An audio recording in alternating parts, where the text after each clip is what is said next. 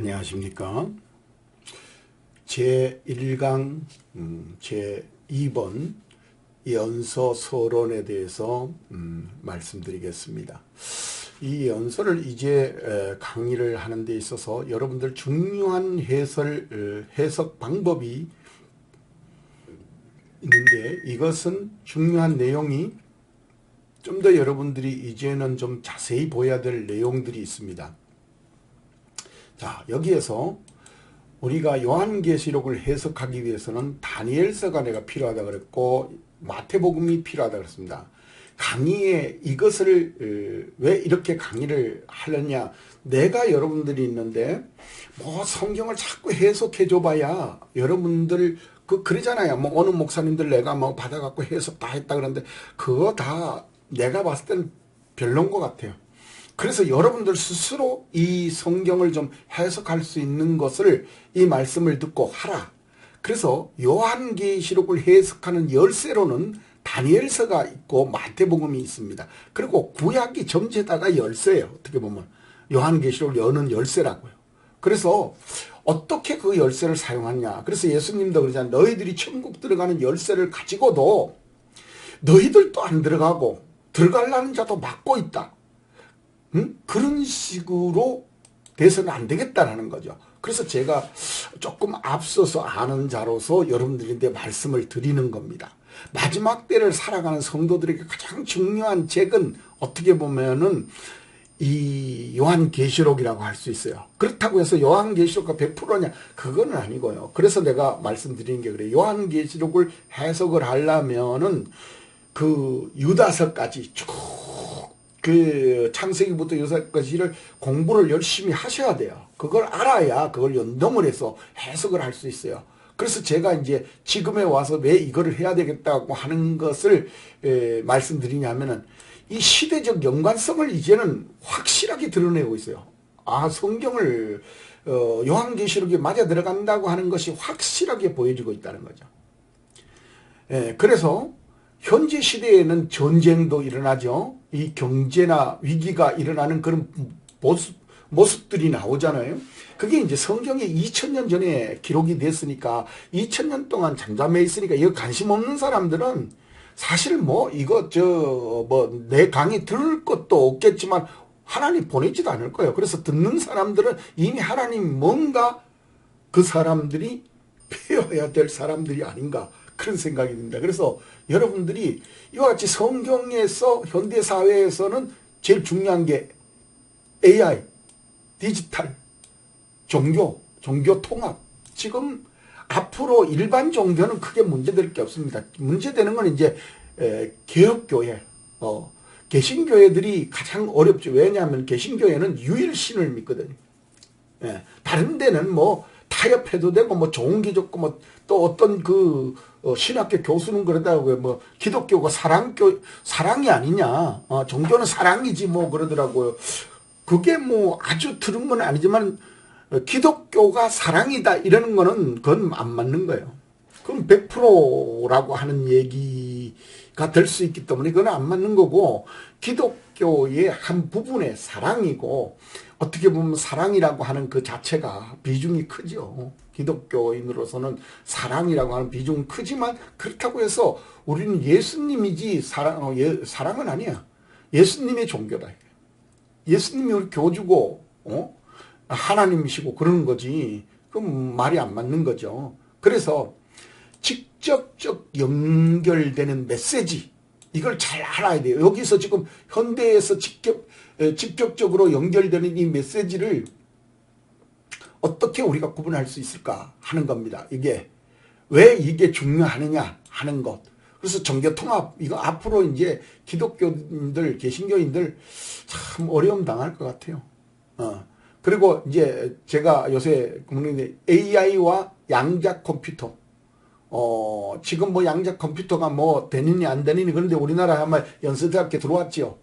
그런데 그게 지금 현재 문제가 심각하다는 것을 이해하지 못할 그런 사람들은, 뭐 관심 없는 사람은 이해 못할 것이고, 그래서 이 전쟁과 또 경제위기, 이 경제위기인데 경제위기는 순응하는 사람은 아마 뭐 그냥 왜냐하면 뭐 지금 현재 야당 이재명 같은 사람들은 기본소득을 주자 뭐 요새는 좀 바뀌었더라고요. 근데 문제는 뭐냐면은 그럼 기본소득을 주면은 노예가 된다는 거죠. 앞으로 한번 보세요. 지금 베네수엘라도 그렇죠. 아르헨티나도 그렇죠. 이런 그 직접적으로 준 그런 석유 부국들도 완전 노예잖아요. 백성이 노예예요. 어떻게 할 수가 없어. 힘쓸 수가 없어. 그래서 성경의 예언과 현대사회를 연결해서 강의를 좀 더 진행해서 정말 하나님이 지금 하는 게 맞냐 안 맞냐 이런 걸 보여야 되잖아요. 그래서 가장 먼저 요한계시록의 강의를 시작하는 것이 가장 효과적이지만은 이거를 여러분들이 그냥 요한계시록이 이렇다 하고 가르쳐만 주면은 그걸로 인해서는 견디기가 좀 힘들 것 같은 생각이 들어요. 그래서 제가 좀 깊이 있게 다루어서 이 세 가지 책을 연동해서 어떻게 푸는가를 여러분들이 보시고 여러분들 스스로도 공부하시면 좋을 것 같아요. 자, 그래서 이 강의에 있어서 다니엘서 강의로 이제 비유적으로 본다면, 자, 요한계시록의 이해 기초, 기초에서는 요한계시록과 이 다니엘서가 필수적인 것이다 라는 것입니다. 그냥 뭐 이게 맞는 거, 요한계시록이 안 풀어져요 그러면. 근데 막 갖다 억지로 갖다가 그 붙이는 사람들도 있더라고요. 그래서 내가 뭐 그거는 뭐 그 사람들이 하는 거니까 내가 할 말은 아니고, 자, 다니엘서에서 핵심장이 이 요한계시록과 연동되는 것이 무엇이냐라고 하는 것을 보면은 다니엘서 2장 신상, 그 다음에 네 짐승, 그 다음에 9장의 71회 이런 내용들이 이게 그 지금까지의 모든 내용들의 그 연동이 되어 있어요. 이게 여기를 알아야 이게 알 수 있도록 이게 풀어진다는 거죠. 그래서 다니엘서의 2장과 7장 이것을 가지고 이 9장만 풀어낼 수 있다면 이걸 가지고 신약으로 돌아온다 그러면 아마 거의 좀 풀 수 있는 게 많이 있을 거예요. 자, 그 다음에 여러분들이 그래서 마태복음과 마태복음 그 다음에 요한복음, 다니엘서 이런 것들이 연동이 돼서 한번 풀어봐 보세요. 그래서 이거는 성경 말씀에 그냥 하라는 게 아니고 성경 말씀이 이렇게 하라고 돼 있어요. 짝으로서 해석 비교 라고 하는 게 있다는 거죠. 그럼 성경 구절을 한번 성경 구절 들어가기 전에 이 연동에 대해서 한번 좀 더 자세히 한번 보고 가십시다. 만약에 이제 노아 시대 때라고 예수님이 말씀하셨잖아요. 이건 뭐 내가 말하는 게 아니고 마태복음 24장 37절 39절에 보면은 노아 시대 때와 같는데 거기에서 뭐냐면은 홍수가 쏟아지는 날까지 시집가고 장가가고 먹고 마시고 자기네들 즐기더라니까. 그러니까 잔치가 홍수가 온다라는 개념 자체가 없는 거죠. 그러니까 지금도 똑같아요. 지금 종말이 온다라는 개념 자체를 다 이걸 믹스시켜버려요. 그럼 사탄이 못 알아채리도록. 왜? 니하고 내하고 같이 죽자. 이제 나도 끝장나지만 너희들도 내가 물귀신 작전 같이 끄집어 들고 가야 되지. 그게 사탄의 습성이잖아요. 예? 성경에 나온 짐승의 습성이라고요. 그래서 이 사람도 그러잖아요. 못된 사람들은 뭐 저 사람이 잘못했냐 안 잘못했냐 그게 중요한 게 아니라 뭐 죽으려면 같이 죽자는 거거든. 그래서 술 먹고 가다가 난 그래서 그래요. 술 먹고 사고 내는 그런 자동차 사고 내는 사람들은 정말로 최하가 5년 10년 되도록 집어넣어 버려야 돼요. 어? 그래야 되지. 얼마 전에도 보면은 연세가 그분이 한 55세 여자분인데 사장인데 상대편이 가만히 그 신호등 대기하고 있는데 와서 그냥 들이받아갖고 즉사했다는 거 아니에요. 그 딸 자식이 참 아침에 통화해가지고 엄마 어쩌고 그랬는데 그만 돌아가셔버렸으니까 얼마나 원통하겠어요. 그런데 그 사람은 자기 모른다는 거. 술 먹고 참내 갑갑해서 정말로. 그래서 저는 그러니까 술 먹고 만약에 운전대 잡으면 그냥 무조건 놓고 5년 이상 때려버리는 거예요. 10년씩 가다놔. 그럼 또 그럴 거라고요. 아이고 이런 죄를 졌다고 해서 10년씩 가다놓으면 뭐 유익이 있나? 국가적으로 유익이 있나? 그럼 죽은 사람은요? 죽은 사람이 그 억울함은 그 사람이 자기가 죽일지 안 죽일지 어떻게 알아요? 참 불가분의 사고를 내는 거하고 그렇게 일부러 먹고 가면서 들이받는 거하고 같아요. 그래서 여러분들이 좀 더 심사숙고해서 사람은 좀 뭔가 내다볼 수 있는 그런 믿음의 사람이 돼야 되지. 그렇게 남이 뭐 사고가 나든 말든 내가 무슨 뭐 그걸 가지고 뭐 사고 쳤네. 사고 치는 게 연신 보이잖아요. 그 팻말 보면 어제 무슨 만 명 이상씩 뭐 사고 나고 하는 게 항상 걸려 있잖아요. 팻말에. 그래서 참 술 안 먹고 가도 사고가 날 경우가 많은데 그런 거는 불가불 사고가 나는 경우도 있다는 거죠. 예, 그런가 하고 트는 거죠. 자, 그 다음에 여러분들이 여기에 와가지고 봐야 될 것은 노아시대 때의 를 보라. 마태복음에서 그랬죠.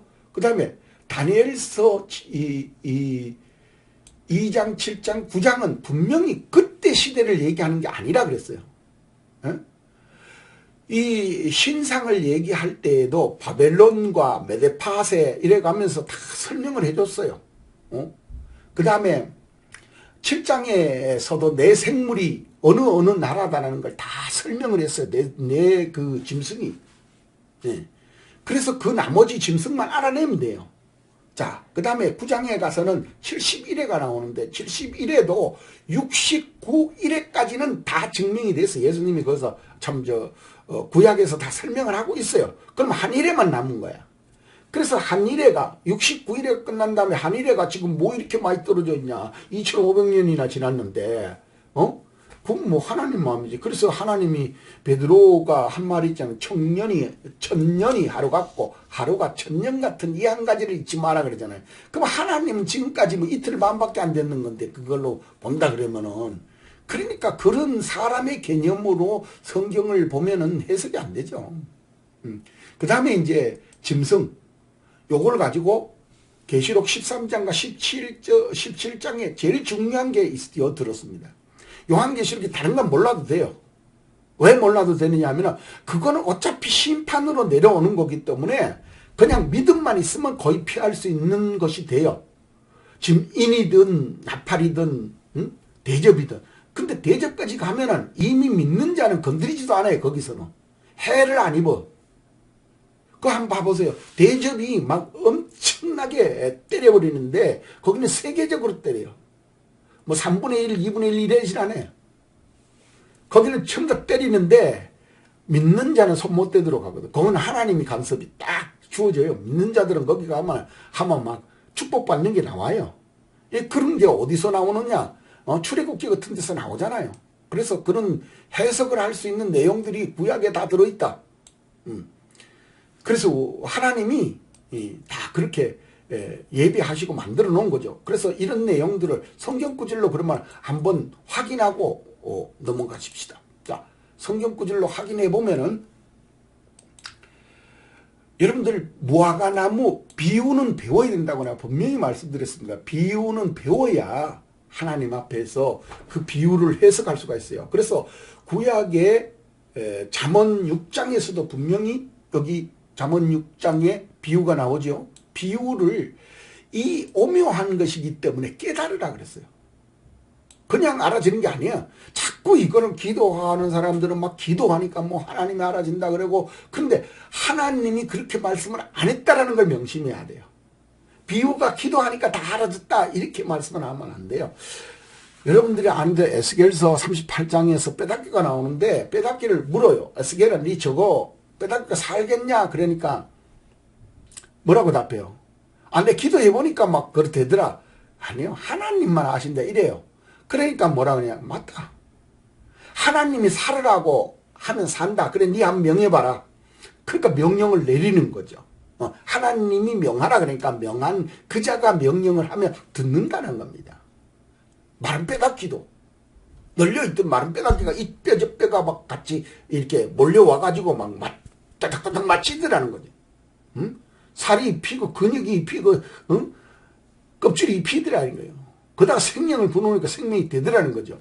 그러니까 그런 어떤 것을 하나님이 구약에 예시적으로 보여줬다는 거야 아마 이미. 응? 그래서 하나님이 요한계시록 같은 데는 이미 작정돼 있어요. 절대주권으로 이루어지는 거야.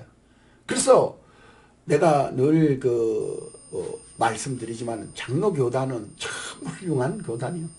그 이론과 그 교리는 훌륭해. 근데 어떤 사람은 그 교리도 제대로 알지도 못하면서 뭐 하나님의 작정 교리가 안 맞다는 등 뭐 작정이 어떤 작정이냐 이거야.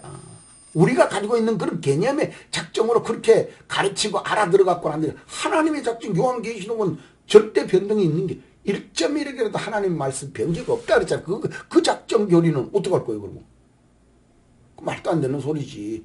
그래서 하나님의 절대주권이 있는 그런 절대교리, 하나님의 절대주권은 변동 없어요. 그건 지금 세상에 뭐 사람들이 뭐 자기네들 영 빼는 재주가 있어도 안 돼요. 못 피해. 그래서 여러분들 뭐라 그래요 여기서 하나님이 이 비유 있잖아요. 이 비유, 이 비유 있잖아요. 말씀 잘 봐봐요. 이 비유가 옛적의 비밀을 말을 발표하리니, 발표한다라는 게 뭐 그때 발표하는 게 아니라 앞으로 발표하리니 그러잖아요. 그래서 이 하나님의 말씀이 후대에 내려와서 예수님 대에 와서 발표했잖아요. 그래서 요한계시록도 쓰여 있잖아요. 요한계시록을 뭐 근래 한 100년 전, 200년 전에 써도 될 거 아니요. 근데 왜 2000년 전에 왜 썼을까요? 미리 봐둬라 이거야. 미리 배워라 이거야. 그 하루아침에 해석 안 되니까 그 미리 2000년 전에 그거 다 예비해서 하나님 좀 배우라는 거 아니에요. 그죠? 그런 의미로 해석하면 되잖아. 그거 뭐 틀은 게 하나도 없죠. 미리 해석을 해놓고 지금 2000년 동안 하나님 참아주셨잖아. 응? 그래서 하나님이 이 호세아서 한번 잘 봐보세요. 응? 내가 여러 선지자에게 말하였고 이상을 많이 보였으며 선지자들을 빙자하여 비유를 베풀었노라. 뭘 베풀어요? 비유. 그렇죠? 비유를 베풀었다 분명히 말씀했어요. 그래서 비유로 말씀하시고 비유로 말씀하시고 여러분들이 분명히 기억해야 되는 게 이 비유로 말씀하시는 내용들을 여러분들이 이해를 잘 하셔야 돼요. 그래서 하나님 앞에 이 비유에 대해서 어떻게 해석을 해야만 될 것인가 하는 것을 여러분들이 이해하지 못하면 안 된다. 그래서 성경은 사사로이 그냥 풀어지는 게 아닙니다. 그냥 내가 뭐 개념으로 말씀의 그 단어로 보니까 이게 맞다. 아니요. 절대 그렇게 해서 풀어지는 게 아니에요. 성경은 물론 단어적인 면도 있고 문장적인 면도 있고 있지만 비유적인 면도 있다는 거예요. 그 말씀의 비유죠. 응? 저기 가는 어린 양을 보라. 그랬을 때 예수님이 어린 양입니까? 예수님이 어린 양이요? 어린 양이죠. 뭘로 볼 때? 비유로 볼 때. 그럼 단어로 볼 때 예수님이 어린 양이다. 그 단어적으로는 해석이 안 되잖아요. 어찌기에 사람 어린 양이라고 그래요. 그런데 그분이 아주 여러분들이 쉬운 단어를 가지고 제가 지금 설명을 드리니까 여러분들이 예수님이 어린 양이 아니지만 비유적으로 봤을 때 어린 양이에요. 성경 전체로. 그죠? 그래서 그런 어떤 내용들을 여러분들이 좀 더 심사숙고해서 잘 볼 필요성이 있습니다. 그래서 여러분들이 좀 더 잘 아셔야 되는 게 뭐냐 하면은 참 이 말씀만 가지고 분별력이 없으면 참 어려움을 당하고 시대적으로 그 지도자들이 악하면 참 이게 불가분이에요. 내가 교회사를 가르치는 그런 교수였는데 교회사 중에서 그래요. 10세기경 여러분들이 잘 아시는 대로 십자군 전쟁, 또 그 마녀 사냥, 거기에 면죄부 판매, 이 세 개가 한 개가 곁들어졌을 때 그때 설교한 내용을 한 편을 내가 소개받으면서 참 목사 신부들이 악했다 하는 것이 뭐냐면은 하늘에서 매면 땅에서도 매이고 땅에서 풀면 하늘에서 풀린다. 이 말을 가지고 신부들이 자기네들이 그 축복할 권한 뭐도 다 있다. 우리가 풀게 권한 다 있다. 그러니까 면죄부를 너희들이 사주면은 너희들은 죄가 면제된다. 또 십자군 군대 나가면은 그 군대 나갈 때에 내가 축복하면 너희들은 갔다 와서 축복받는다. 뭐 이런 걸 가지고 그 성경 구절을 인용을 했더라고요. 자, 그래서 그 지금 현재 그 선지자가 또 목사가 그 지금 현재 하고 있는 그 말과 환경을 정말로 분별하는 그런 사람이 안 되면 참 어렵겠다 하는 생각도 가져요. 그래서 여러분들이 이 하나님 앞에 그 내용을 잘 봐야 되는 게 여기에서 쫙 이런 말이 들어가서 선지자들의 빙자 그랬어요. 선지자들을 빙자하여 비유를 베풀었노니, 그러니까 빙자하는 것이 좋은 뜻으로도 있지만 나쁜 뜻으로도 분명히 있습니다. 빙자해가지고 선지자를 빙자해서 오늘날에도 목사를 참 정말로 목사가 이제는 성직을 사고 팔지 않습니까? 그렇잖아요. 성직을 사고 팔아요. 옛날 그 지금 10세기경 이후에 그때 종교개혁 그 당시까지도 그 이후에도 계속 성직은 사고 팔았어요. 네? 근데 오늘날에도 똑같잖아요. 그래서 여러분들이 잘 아는 대로 성 베드로 성당 그 크고 화려하고 좋은 그런 것들이 면제부 팔아서 지었다는 거 아니에요. 뭐 말로는 뭐 500년 지었니 600년 지었니 그런 말 자체가 부끄러운 거예요. 그게 오늘날의 유럽이나 뭐 영국이나 이런 데가 교회가 거의 문 닫고 닫아지고 있다잖아요. 왜 그럽니까? 그 신임들을 잃은 거예요. 그래서 마지막에 이제는 종말밖에 없다는 생각이 들어요. 이젠 종말 외에는 하나님이 오시는 것 외에는 대안이 없다. 그래서 여러분들 잘 보세요. 성경 구절, 내가 지금까지 마지막에 성경 구절을 이렇게 되는 이유가 하나님의 말씀으로 될 때의 판단력이 여러분들이 있어야 돼. 이게 하나님으로 된 건가 사람으로 된 건가. 그래서 참 목사가 아무리 좋은 말을 하더라도 그 말을 가지고 이 말이 여기에 맞나 안 맞나를 이 비유를 잘 봐야 돼요. 그래서 모든 것을 우리에게 비유로 말씀하시고 비유가 아니면 아무것도 말씀하시지 아니었다. 누가? 예수님이. 그래서 이 비유가 그렇게 중요해요. 근데 비유가 아무나 해석을 마음대로 한다. 나는 절대 안 속을 거다. 에이, 진짜 나는 그 이단들에게 따라가는 걸 보고 참 답답하더라고요. 답답해. 어떻게 보면 설명이 안 돼요. 그래서 처음에 옛날에 젊을 때는 그래요. 목사님들이 절대 이단하면 상대하지 말아라. 그러니까 뭐 상대 안 하면 뭐 어쩌고 그래가지고 나도 그런갑다. 야 그래도 그 전도를 해서 그런데 가지 말도록 해야 되지 않겠냐 그랬는데 안 돼요. 안 돼. 진짜 100명에서 1명 돌아 나올까 말까 정말 어려워요. 그래서 이게 안 되는구나. 그래서 비유를 말씀하시는데 아무나 알아들을 수 있는 게 아니라는 거죠. 자, 그 다음에 선지자로 말씀하신 바 내가 입에 열어 비유로 말하고 언제부터? 창세부터 감추인 것을 드러내리라. 언제?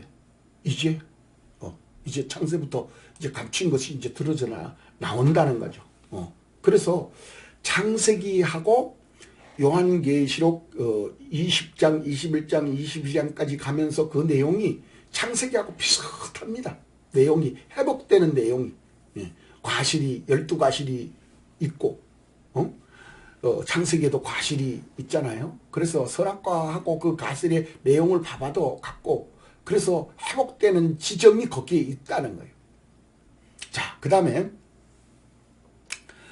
너희가 비유를 알지 못할진데 어떻게 모든 비유를 알겠느냐 그럽니다. 이게 보통으로 해서 비유를 아는 건 아닙니다. 그러니까 대충 해서 대충 맞추니까 모르는 사람들이 들으면 좀 맞는 것 같은데 저 사람 참 잘하네 이런 사람이 있고 대다수가 그렇더라니까요. 그래서 참 내가 볼 때는 아닌데 그래서 내가 어느 날 말씀을 이렇게 드렸어요. 요새 정치적으로 목사님들이 나가서 하시는데 그 하는 자체가 나쁘다 좋다 이렇게 저는 말하고 싶지는 않습니다. 중요한 거는 과연 그분 선지자들이라면은 하나님 앞에 어떻게 해야 되겠는가. 예수님이 제자들을 내보내면서 하시는 말씀이 있어요. 뱀같이 지혜롭고 비둘기같이 순결하라 그랬어요. 그럼 뱀같이 지혜로우라는 말이 뭐죠? 뱀이 나는 광화문에 다니리라고는 생각을 안 하거든요. 그래서 어떤 의미에서는 뭐 전혀 안 맞는 내용이 아니지 않냐. 그렇다면 우리가 해야 될 사명이 뭐냐. 어떻게 해서 그 사람들을 거기 가서 일하도록 만들어주겠냐 하는 거를 이해를 잘해야 되죠. 그래서 자, 한번 하나님의 말씀 한번 보겠습니다. 하나님의 나라의 비밀을 아는 것은 너희에게 허락되었다. 다른 사람에게는 비유로 하나니 이는 저희가 보아도 중요하기 때문에 저희가 보아도 보지 못하고 또 들어도 듣지 못하고 그렇죠? 하리 함이로다 그랬어요. 하리 함이로다. 이렇게 듣는 그러니까 똑같이 들어. 근데 어떤 사람은 그걸 듣고 깨닫고 하나님 앞에 축자사자 가는 거예요. 그런데 어느 날 갑자기 보니까 교회 가가지고 뭐 목사님이 뭐 설교를 강하게 하고 뭐 어떤 권사가 뭐 아주 뭐 이상한 소리를 하고 이상한 장난 내가 청소를 하고 있는데도 쳐다보지도 않고 권사가 집사가 잡사지 뭐 이러면서 이제 난 교회 안 나가 그러거든. 내가 항상 얘기하지만 그래 그런 사람이 그런 믿음 가지고 어떻게 어디 가서 써먹을 거예요? 에? 어디 가서 써먹을까요? 써먹을 데가 없어요. 목사가 좀 거지 돼가지고 오면 그 목사 집을 찰려면 그거 안 돼. 그러니까 여러분들 보세요. 순교자가 어떻게 해서 나옵니까? 온갖 핍박이 다 와도 그래? 마지막에 내 생명 버리고 갈게 해. 화영? 갈게 해. 뭐간지 쳐? 쳐. 못 박는다 너? 못 박어.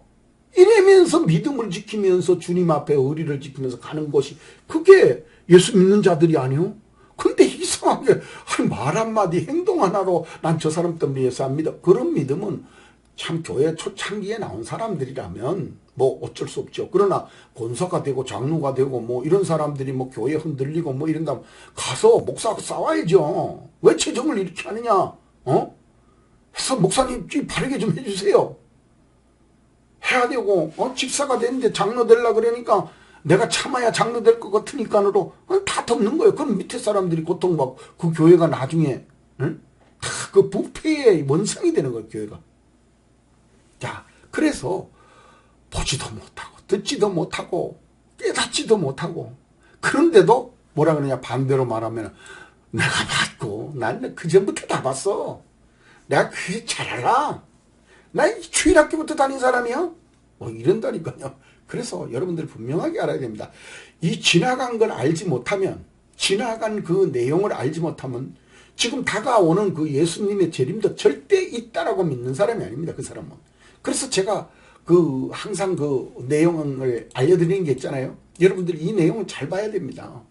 이 구약을 알지 못하면 여기에서부터 요 창세기에서 나오는 이런 족장 시대나 애굽 시대에 이 사람들이 그 노예 신분에 있다가 나왔잖아요. 이 강야에 나와서 어떻게 해요? 결국 다 죽잖아요.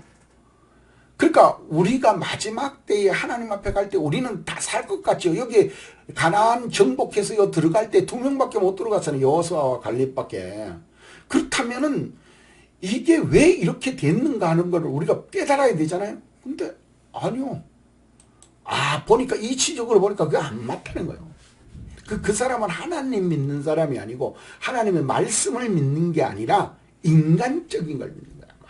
하나님 앞에 사랑이 있어야 되고 은혜가 있어야 되고 여러분 은혜를 위해서 예수님은 십자가에 못 박혔어요. 그런 결단력이 있는 거예요. 성도가 교회를 지키기 위해서 목숨 거는 게 있어야 돼. 대쪽 같은 믿음이 있어야지. 대쪽 같은 게 있어야 될 거 아니에요. 근데 없어. 사람의 은혜가 있어야 돼. 소리 조금 지르면 뭐 저게 목사야? 목사가 아닌 건 아니라고 칼 가지고 단호하게 쳐야 되는데 그렇게 했다는 그 교회에서 견디겠습니까? 안 돼요. 더군다나 목사를 그렇게 가르치면 아마 그 목사는 쫓겨날걸요. 교회뿐만 아니라 어디서든지 쫓겨나게 돼 있어요. 그 참네. 정말로 안 되는 건 안 되는 거죠. 뭐 어떻게 할 거요. 안 되는 건 안 되는 거예요. 그래서 여러분들이 이 구약의 거를 여기에서 예수님까지를 배우고 예수님 이후에 여기 우리 데까지 오는 거를 적어도 6,000년을 가지고 배워야 여기를 해석할 수 있다. 어떤 사람이 내가 이 말 하니까 이 말을 하더라고요.